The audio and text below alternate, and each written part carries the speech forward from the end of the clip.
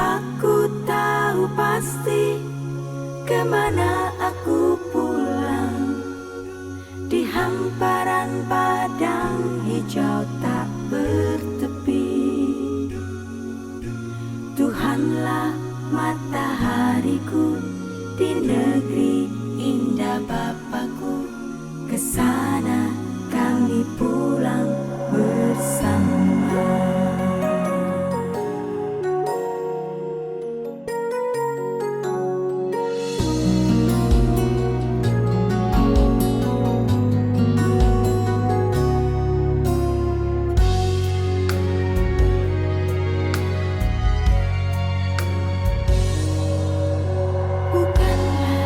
Sebuah kemungkinan, tapi dalam dekap kepastian. Ada saat detak jantungku, detak jantungmu tiada berirama, tarikan nafas pun tak terhela.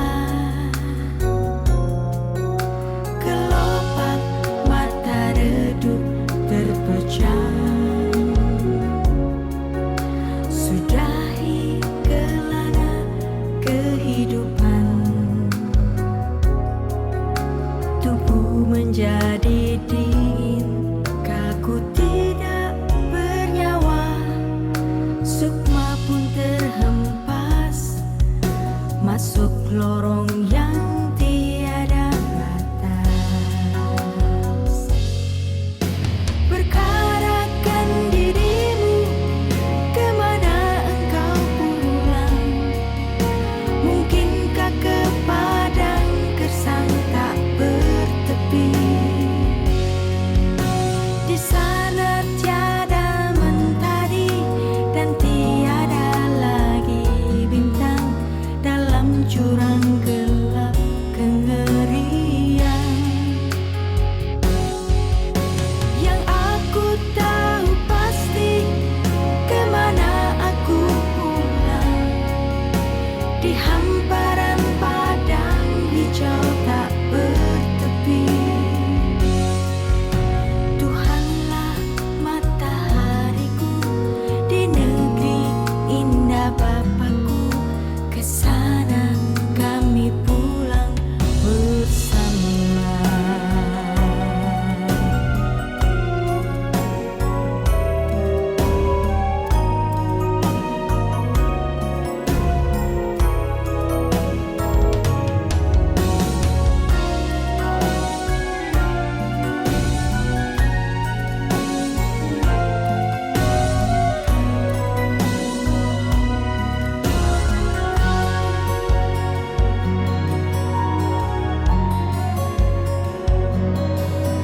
Setiap insan terima panggilan,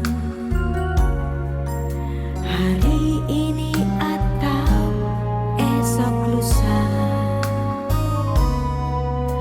Akhir perjalanan hidupku, jalan hidupmu, tak seorang mampu menghindari bayang kematian. Wahai kamu yang sedang bersuka dalam kewajaran adat dunia, nikmati kekayaan fana dengan jumawa. Suatu saat pasti semua sinar tak berharga lagi. Perkarakan dirimu, kemana engkau pulang? Mungkinkah ke padang gersang tak bertepi? Di sana tiada mentari dan tiada lagi bintang, dalam jurang gelap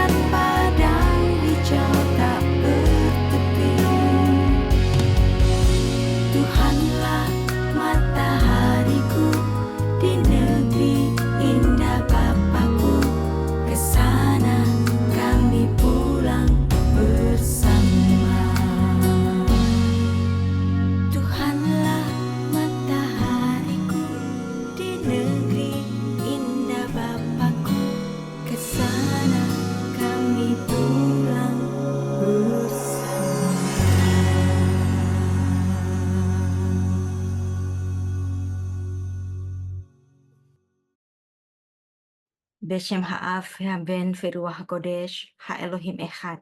Di dalam nama Bapa dan Putra dan Roh Kudus, Allah yang Esa. Amin. Shalom, kita masih belajar filsafat letterisme Yahudi, gematria Ibrani, simbol dan signifikansi angka 3 dalam Alkitab yang kedua. Kata yang akan kita pelajari nanti adalah gomel yang artinya sang pemberi. Huruf ketiga dalam urutan alfabet Ibrani adalah aksara gimel. Arti dasarnya adalah to give, memberi, melambangkan seorang dermawan atau pemberi sedekah. Rancangan makna dalam aksara gimel dijelaskan dalam Talmud sebagai seorang yang kaya yang berlomba-lomba untuk melakukan sedekah kepada orang-orang miskin dan kegiatan-kegiatan filantropis lainnya. Orang-orang yang kaya yang menopang saudara-saudaranya yang lain yang membutuhkan. Demikianlah makna dasar dari aksara gimel.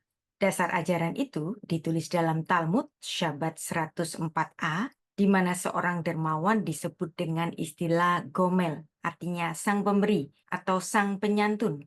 Seorang yang dermawan yang menyantuni orang yang miskin disebut dengan gemol dalim. Dan kita lihat di sini urutan aksara-aksara kuno Paleo Hebrew. Dalam urutan yang ketiga adalah aksara gimel. Aksara gimel juga berhubungan dengan unta, camel. Bahasa Ibraninya gamal. Sebagai seekor unta, aksara gimel berbicara tentang keagungan seseorang. Seorang yang kaya dan dermawan, dia memberi sesuatu dari atas untanya kepada orang-orang miskin di bawahnya, yang ia temui di perjalanan. Ketika seseorang melakukan gemol dalim, ia duduk di atas unta, terangkat tinggi oleh karena untanya itu. Zaman dahulu, orang kaya yang dermawan itu naik unta. Kalau zaman sekarang mungkin naik Audi, Mercy, Lexus, Alphard, Rolls-Royce, atau bahkan private jet. Kata bangga, pride, atau mulia dalam bahasa Ibrani adalah ga'ah atau ge'eh, dengan awalan aksara gimel. Karena seorang yang mulia, seorang yang tinggi, seorang yang dapat dibanggakan, dia wajib untuk memberikan sesuatu kepada orang-orang lain. Dan kata ga'ah atau ge'eh ini dalam makna mulia dan agung juga dikenakan kepada Tuhan. Misalnya di dalam Keluaran 15 ayat 1. Ash yashir Moshe uvenei Israel et hasira azot ladonai. Fayomru lemor ashira ladonai ki ga'o ga'ah. Sus verokvo rama vayam. Pada waktu itu Musa bersama-sama dengan orang Israel menyanyikan nyanyian ini bagi Tuhan yang berbunyi. Baiklah aku menyanyi bagi Tuhan sebab ia tinggi, luhur, kuda dan penunggangnya dilemparkannya ke laut. Dari kata ga'ah yang artinya luhur, tinggi, agung, muncul kata gaon, digunakan untuk istilah genius dalam pemakaian bahasa Ibrani modern. Bentuk pluralnya adalah geonim, dalam artian kebanggaan atau kemegahan. Gelar gaon yang artinya excellency di kemudian hari dikenakan sebagai gelar institusi pendidikan Talmudik. Gelar itu berarti yang mulia, excellency. Bentuk pluralnya adalah geonim. Geonim ini mendapat peran yang penting dalam menentukan transmisi dan pengajaran Taurat dan hukum Yahudi bagi masyarakat Yahudi. Mereka mengajarkan Torah dan Talmud untuk memutuskan persoalan-persoalan yang sulit yang diputuskan selama periode Talmudik. Geonim juga merupakan pemimpin spiritual dalam komunitas Yahudi pada masanya. Dalam bahasa Ibrani modern terdapat metamorfosif makna gaon yang arti mulanya adalah tinggi, agung, mulia, berubah makna menjadi kejeniusan atau kecerdasan yang ditujukan kepada orang-orang yang luar biasa cerdas. Contoh seorang Yahudi Albert Einstein misalnya, dia layak digelari seorang gaon atau seorang jenius. Ada satu lagi ungkapan dalam bahasa Ibrani modern yang berhubungan dengan kata gaon itu, yaitu Anda dapat mengatakan geoni, yang artinya genius, brilliant, untuk mengungkapkan salutation atau kekaguman. Seperti kita menyebut seseorang yang luar biasa pintar, kita mengatakan cerdas, genius, geoni. Huruf ketiga dalam urutan alfabet Ibrani adalah aksara gimel. Secara dasar merujuk kepada pemberian secara rela seperti pemberian seorang ibu kepada anak-anaknya. tanpa ia mengharapkan balasan. Jadi aksara Gimel juga dalam artian nursing atau mengasuh. Ada lagu tentang hal itu, bukan? Kasih ibu kepada beta tak terhingga sepanjang masa, hanya memberi, tak harap kembali, bagai sang surya menyinari dunia. Itulah sang ibu, sang pemberi, Gimel.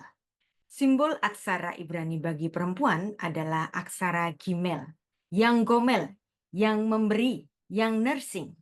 Akar katanya dari 3 aksara Ibrani, Gimel, Mem, Lamed. Seseorang yang mengasuh anak-anaknya. Namun ada yang aneh, ternyata kata gamal, yang juga dari akar kata Gimel, Mem, Lamed, di samping artinya nursing, memberi, giving, dia juga berarti sangat berlawanan. Artinya yaitu menyapih atau stop giving. Di Alkitab, kita menemukan verba Ibrani gamal dalam artian menyapih bayi. Dan tentu kata ini berhubungan dengan ibu. Contoh ayatnya di Kejadian 21 ayat 8 dikenakan kepada Ishak. Vayigdal hayelet, vayigamal, vayas Avraham misteh gadol, beyom higamel, et Ishak. Kata higamel ini berasal dari kata gamal, yang artinya menyapih. Bertambah besarlah anak itu, dan ia disapih gamal. Lalu Abraham mengadakan perjamuan besar pada hari Ishak disapih, higamel.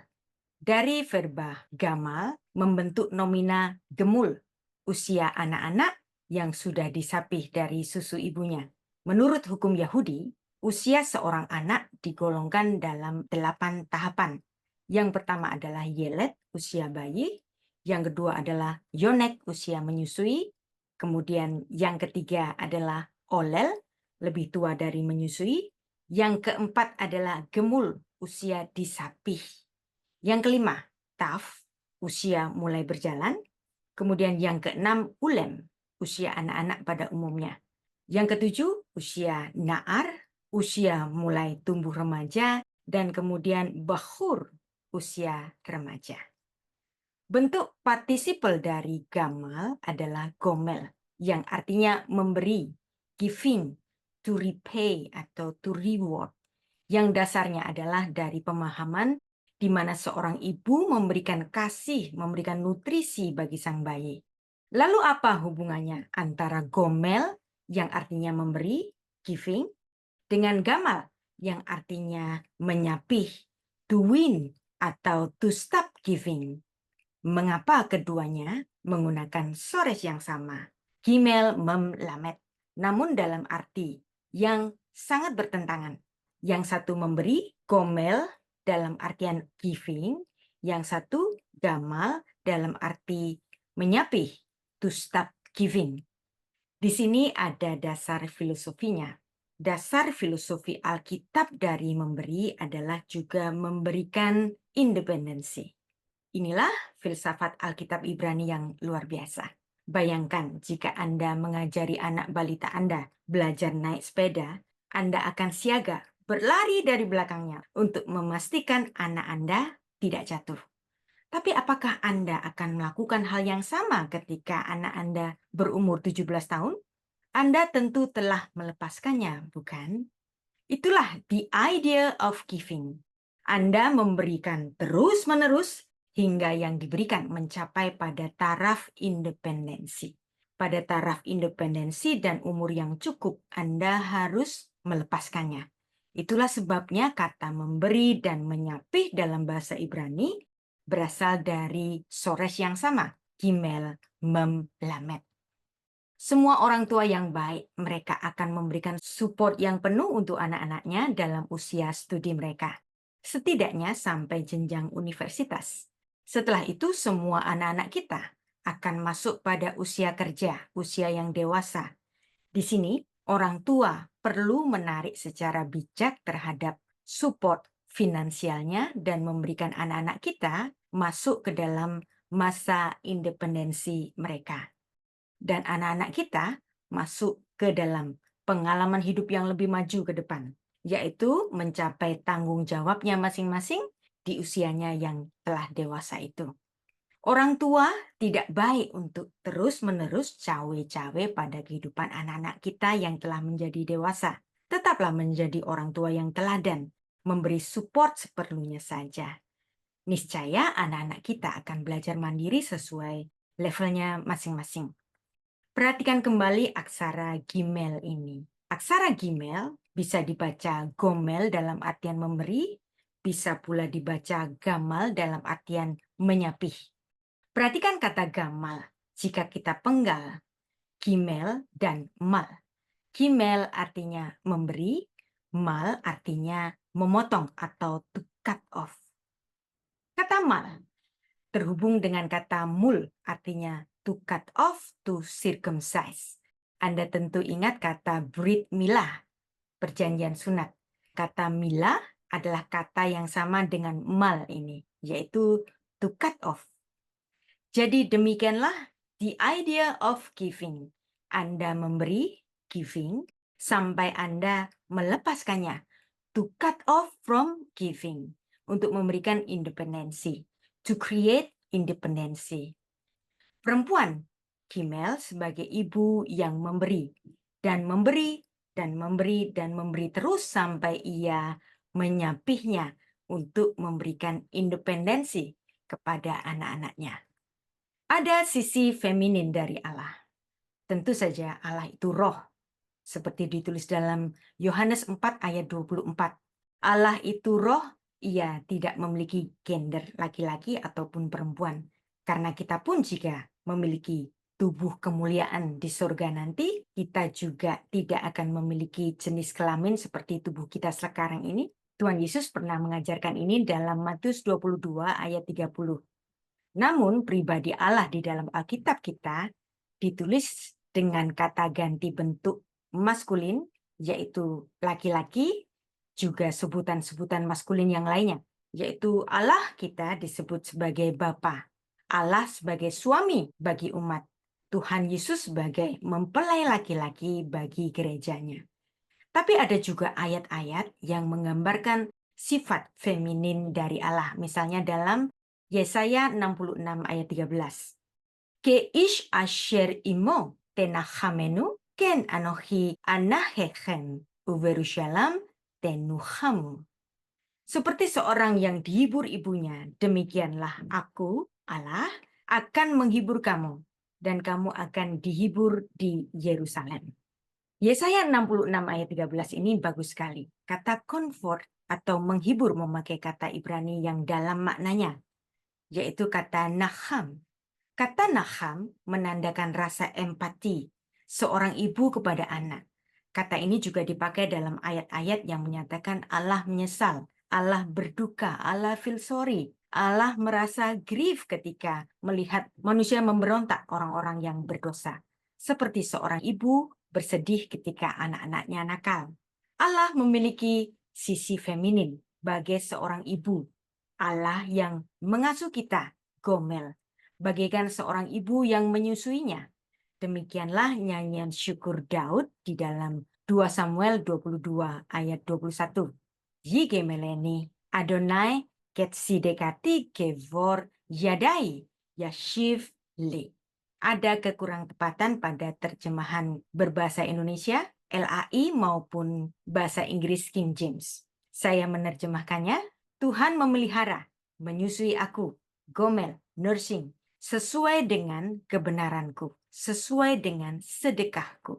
Ia membalas kepadaku sesuai dengan kesucian tanganku. Allah kita yang kita sapa sebagai Bapa bagi kita, dia juga memiliki sifat sebagai seorang ibu yang memberikan nursing bagi anak-anaknya. Harus kita mengerti bahwa Allah itu roh yang sebenarnya tidak memiliki gender. Sifat-sifat Allah yang ditulis dalam Alkitab sering ditulis dengan gaya bahasa anthropomorphism, entah itu dari sisi maskulin maupun sisi femininnya. Kita dapat melihat Allah kita sebagai Bapa yang sangat mengasihi kita. Kita juga dapat merasakan kasih Allah seperti seorang ibu yang mengasuh anak-anaknya. Demikianlah kita bersama telah mempelajari makna huruf ketiga alfabet Ibrani, yaitu aksara Gimel dalam arti dasarnya sang pemberi. Dalam filsafat, letterisme Yahudi, gematria Ibrani. Beshem Ha'af, Vehaben, Veruach HaKodesh, Ha Elohim Echad. Di dalam nama Bapa dan Putra dan Roh Kudus, Allah yang Esa. Amin.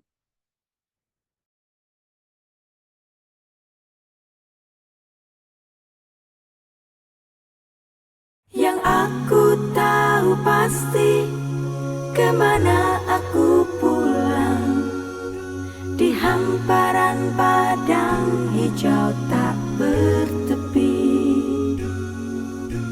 Tuhanlah matahariku, di negeri indah Bapakku. Kesana kami pulang bersama.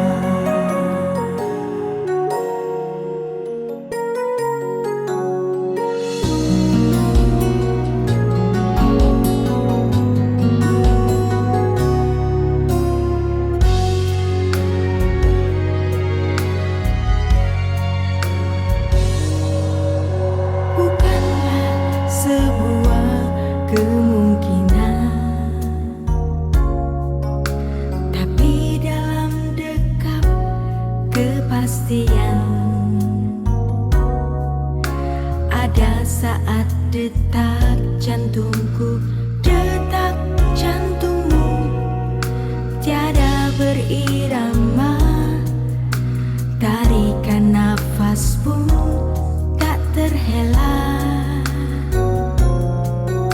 Kelopak mata redup terpejam, sudahi kelana kehidupan.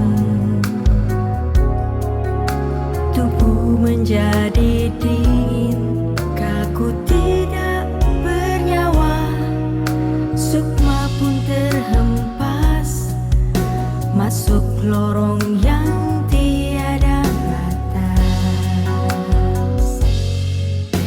Perkarakan dirimu, kemana engkau pulang? Mungkinkah ke padang gersang tak bertepi? Di sana tiada mentari dan tiada lagi bintang, dalam jurang gelap kengerian.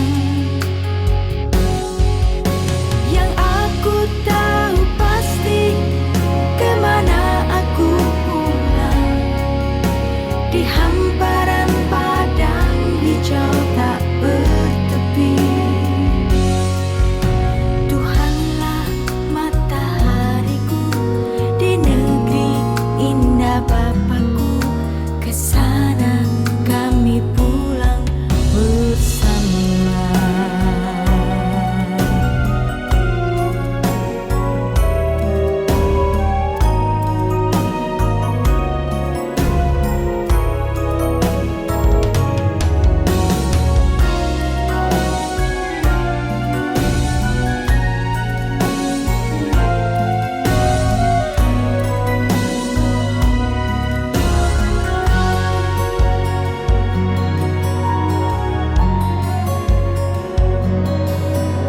Setiap insan terima panggilan, hari ini atau esok lusa. Akhir perjalanan hidupku, jalan hidupmu, tak seorang mampu menghindari bayang kematian. Wahai kamu yang sedang bersuka dalam kewajaran adat dunia, nikmati kekayaan fana dengan jumawa. Suatu saat pasti semua sinar tak berharga lagi. Perkara